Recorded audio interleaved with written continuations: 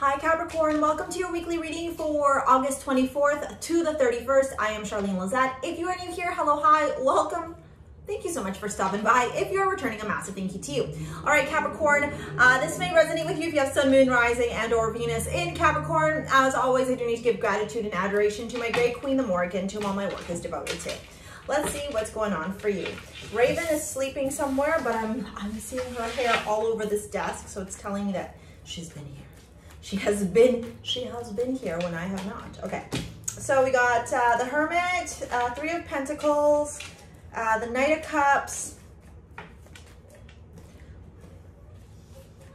the Nine of Pentacles, the Chariot, lots of Pentacles energy, Capricorn, which, I mean, I'm not surprised because you're a Capricorn. 1, 2, 3, 4, 5, 6, one more. 7.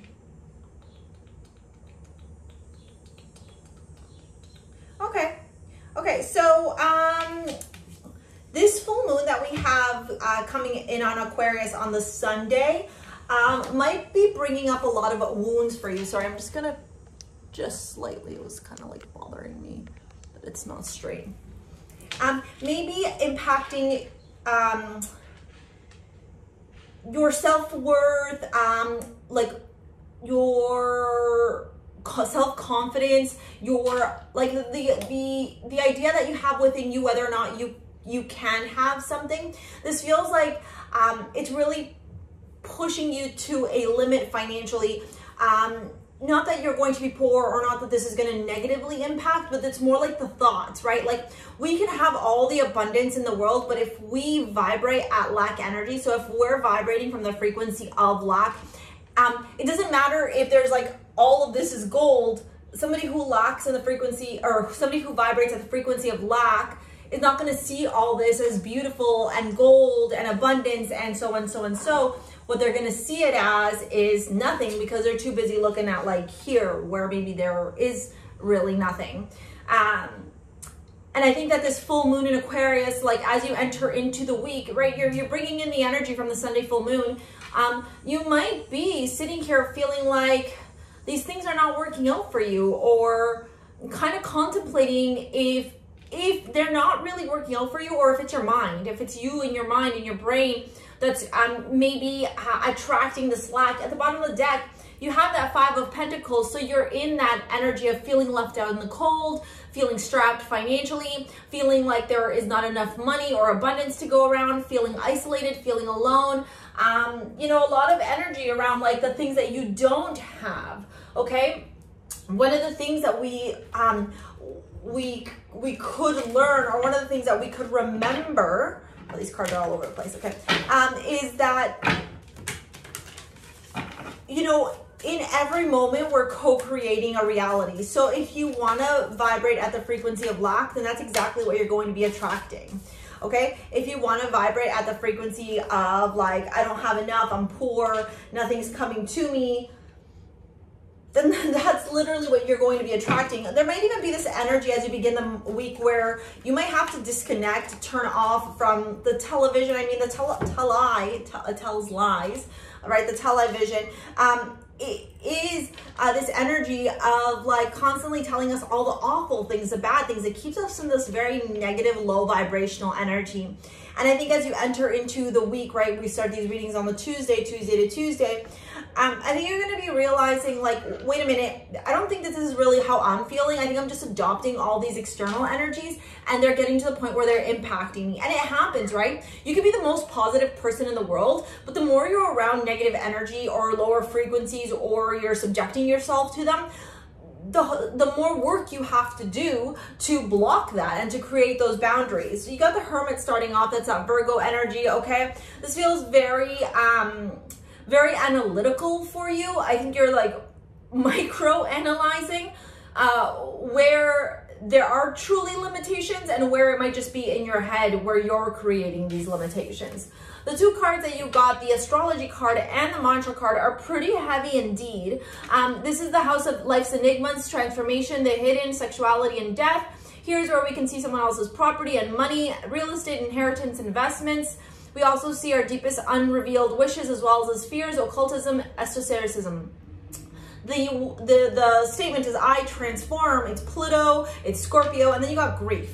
Okay, I understand that losing something is an opportunity to appreciate it, okay? So it's like, you know, maybe it's about you learning where you're creating lack or where you've created loss in your life that has then, and that is now then transforming you to recognize, wait a minute, I need to be more appreciative of all the beautiful things that I have in my life, okay? We move on to the Three of Pentacles as the week, you know, moves on with this collaborative effort, this networking effort, this, you know, community energy. I also sometimes feel like the Three of Pentacles reminds me of like, I don't know, you know, you kind of talking to your friends that you confide in, or maybe like getting older wisdom, okay? Having conversations with people. This is really about like spitballing your ideas to people that you trust, that you know have your best interests at heart, and potentially whipping up this, you know, beautiful new opportunity or new idea. Because then we go into the Knight of Cups. So it feels like after this conversation, you feel more invigorated, you feel more alive, you're feeling more like, okay, you know what? I think I was just like down in the dumps, feeling sorry for myself. I'm gonna go after this thing that I love with the Knight of Cups, right? It's very emotionally filled, emotionally charged, okay? Knights are knights though, right? They haven't matured yet, okay? And you're walking, this knight is walking into the Nine of Pentacles, again, a very self-made energy, very grounding energy. It is Virgo again. So Virgo, the energy of Virgo is very much showing up. Maybe you need to adopt some of the characteristics of Virgo as you're transitioning through this week, Capricorn. It is your fellow earth sign, okay? This is about you focusing on your own abundance. So maybe an idea is planted, or a seed is planted, or something kind of like a light bulb hits, and you're like, oh, I know now how to go after them, get the money that I want, the financial independence that I want, doing the thing that I love. You move then into the Chariot, which talks about taking charge of the situation. I love the Chariot in this deck because she or he or they, them, whatever, they're in control, okay? They're in control. It's not like other decks where the horses are going crazy. This one, she's literally on her motorcycle in control. She's making a decision. She's making a decision on where she's headed, and no one can tell her otherwise. Like, this is where she's going, this is where she's going, and that's it, right? And it's followed by the Queen of Swords, a very logical, rational energy. Oftentimes we talk about the Queen of Swords having gone through grief, having experienced a lot of adversity, a lot of difficulties, a lot of limitations. But the power that lies within the Queen of Swords is that the Queen of Swords faces difficulties, faces griefs, faces adversity, faces those hard things, and she turns it into opportunity. Because when we look at the imagery of the tarot, the clouds signify all those challenges, those difficulties, those hard moments, but her line sight is above the clouds. So it's like we carry the lessons that we learn through life, right? Whether they be easy, whether they be harder, whether they carry grief, adversity, challenges, we carry them with us, and we can choose to allow them to cripple us, to hold us back, to stop us from going after what we desire, or we can use that energy as our superpower. When I look at the spread altogether for the week, I think that as you journey through this week, you're really going to be reflecting into the past, like what you did in the past, how it negatively impacted you, what you did in the past and how it positively impacted you. And as you wrap up the week, you're in that Page of Wands energy, okay? Again, a very young energy, okay? This could be somebody messaging you or you messaging somebody, but with a lot of zest for life, a lot of creativity, a lot of passion, a lot of like, what's the word I'm looking for? You know, when you're kind of like gung-ho about something, you're like, I'm gonna go do it, and I believe in myself, and you're just very invigorated as you're moving forward with this new idea or this new energy, okay? You know, for some of you, this could very well be some type of love offer.